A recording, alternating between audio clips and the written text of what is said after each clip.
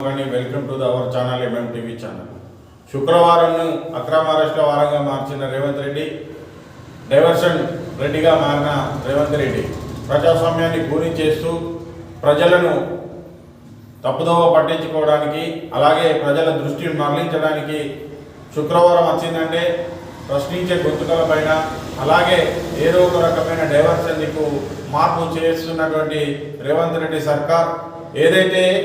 అప్పుడు శుక్రవారం వచ్చిందంటే హైడ్రాతోని, అలాగే హైడ్రా కొన్ని రోజులు కాలం గడిపి హైడ్రాతోని డైవర్షన్ చేసి 6 గ్యారంటీల అమలును అడగకుండా చేసి ఇవి తర్వాత మళ్ళీ అసెంబ్లీ సమావేశాల్లో పుష్ప అరెస్ట్ అంటూ ఒక సంచలనాన్ని కలిగించే వార్తగా దేశం ప్రజలు అందరి దృష్టిని మరలించే విధంగా తమ లోపాలను బయటికి వ్యక్తపరచకుండా చేయడంలో, అలాగే మళ్ళీ ఈరోజు ప్రతిపక్ష పార్టీ అయినటువంటి ఫార్ములా 1 రేస్ అంటూ కేటీఆర్ గారి పైన కోర్టులోకి వెళ్తే ఏ కేసు నిలబడడం లేదు. మరి అలాగే ఈరోజు మాజీ ఎస్సీ కమిషన్ చైర్మన్ ఎర్రోళ్ళ శ్రీనివాస్ గారికి అక్రమ అరెస్టు, ఏదైతే సిఐ గారి విధులను అడ్డుకున్నారని ఏదైతే ఉందో దానికి సంబంధించిన నోటీస్ ఏమి ఇవ్వకుండానే ముందస్తుగా దానికి సంబంధించిన కేసు సంబంధించి హుజరాబాద్ ఎమ్మెల్యే కౌశిక్ రెడ్డి గారికి నోటీస్ ఇచ్చి శుక్రవారం హాజరు కావాల్సిందిగా చెప్పి గురువారం రోజు ఉదయం 4 గంటల ప్రాంతంలో ఎర్రోళ్ళ శ్రీనివాస్ గారి ఇంటికి పోలీసులు వెళ్ళి తలుపులు కొట్టి వారిని అక్రమ అరెస్టు చేసినట్టుగా మనం వార్తల్లో చూస్తున్నాం. ఇక ఈ రాష్ట్రంలో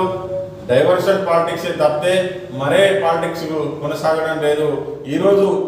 సినిమా ఇండస్ట్రీతోని ఏదైతే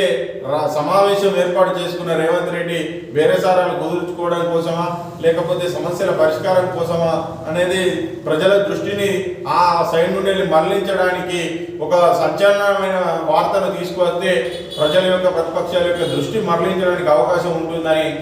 నోటీస్ ఏం లేకుండానే ఎర్రోళ్ళ శ్రీనివాస్ గారికి డైరెక్ట్గా ఇంటికి వచ్చి అక్రమంగా ఈరోజు నిర్బంధించడం జరిగింది. పోలీస్ వ్యవస్థ చట్ట పరిధిలో పనిచేయాల్సి ఉంటుంది. చట్టం మరి ఏ రాజకీయ పార్టీకి ఒక వ్యక్తికో తొత్తుగా మారితే రేపు రాబోయే భవిష్యత్తులో పోలీస్ వ్యవస్థే ఇబ్బంది పడాల్సి వస్తుంది. కాబట్టి పోలీసులన్నా, చట్టాలన్నా, న్యాయాలన్నా ప్రతిపక్ష పార్టీలకు, ప్రజలకు చాలా గౌరవం పెంచే విధంగా వారి వ్యవహార శైలి ఉండాలని బీఆర్ఎస్ పార్టీ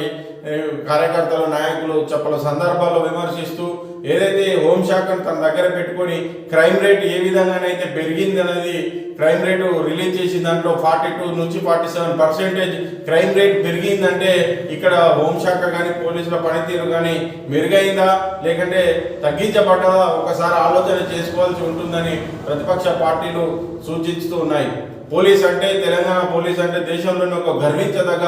గొప్ప స్థానంలో ఉండేవారని, ఇప్పుడు ఏదైతే గత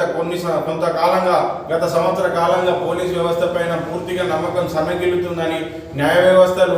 ఉండడం వల్లనే కొంత వరకు పౌరులకు న్యాయం జరుగుతుంది తప్పితే ఈ బలవంతమైన చట్టాలను, అక్రమ కేసులను, నిర్బంధాలను చేయడం వల్ల ఇక్కడ చట్టం పైన కానీ పోలీస్ వ్యవస్థ పైన కానీ ప్రజలకు అభిప్రాయం సన్నగిల్లే అభిప్రాయం ఉంది. కాబట్టి ఒకసారి పునరాలోచించుకోవాల్సిందిగా పోలీస్ వ్యవస్థను పదే బీఆర్ఎస్ పార్టీ, ప్రతిపక్ష పార్టీలు, ప్రజలు అందరూ కోరుతున్నప్పటికీ వారి తీరుతెన్నులు మారడం లేదని ఈరోజు మళ్ళీ ఎర్రోళ్ళ శ్రీనివాస్ గారి అక్రమ నిర్బంధంతో, అక్రమ అరెస్టుతోని తేటతెల్లమైందని ప్రతిపక్ష పార్టీలు చెప్తున్నాయి. ఏదైతే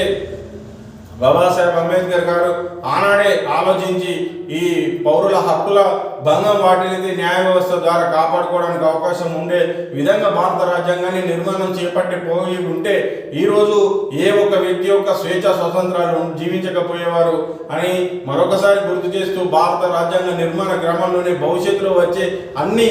నిర్బంధాల నుంచి కానీ, పౌర హక్కుల గురించి కానీ, ఒక వ్యక్తి స్వేచ్ఛ గురించి కానీ అందరి గురించి రాసిన మహోన్నత వ్యక్తి బాబాసాహెబ్ అంబేద్కర్ అని కొనియాడుతూ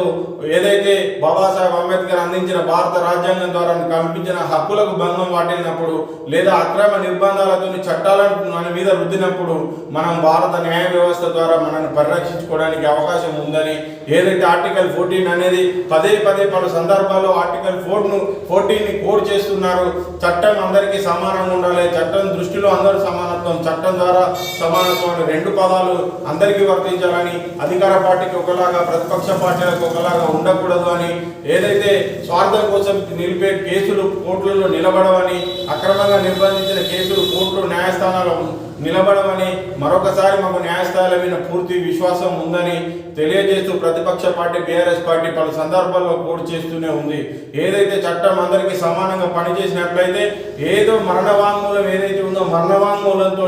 మరి రేవంత్ రెడ్డి గారి తమ్ముడిని అన్నను ఎందుకు అరెస్ట్ చేయడం లేదని, మరి చట్టం వారికి చుట్టమైందా లేకపోతే చట్టం అక్కడికి వెళ్ళలేకపోతుందా అనేది ఒక ఆత్మవిమర్శ చేసుకోవాలని రేవంత్ రెడ్డి గారు ఇప్పటికైనా మీ హోంశాఖ మీ దగ్గర పెట్టుకున్నారు, హోంశాఖలో క్రైమ్ రేట్ పెరిగింది, విద్యాశాఖ మీ దగ్గర పెట్టుకున్నారు, విద్యా వ్యవస్థ అగమ్య గోచరంగా తయారైంది, హాస్టల్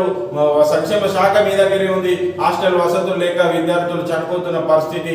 ఇవన్నీ మీ దగ్గర పెట్టుకున్న మీరు, మున్సిపల్ శాఖను మీ దగ్గర పెట్టుకొని హైడ్రో లాంటి భయభ్రాంతులకు గురి చేస్తున్న మీరు ఒకసారి ఆత్మవిమర్శ చేసుకొని తెలంగాణ ప్రపంచంలోనే అగ్రగామిగా దూసుకుపోయిన నాటి కాలంలో తర్వాత మీరు వచ్చిన సంవత్సర కాలంలో తెలంగాణ యొక్క భవిష్యత్ ఏ విధంగా తయారైంది అనేది ఒకసారి ఆత్మవిమర్శ చేసుకోవాలని మరొకసారి తెలియజేస్తూ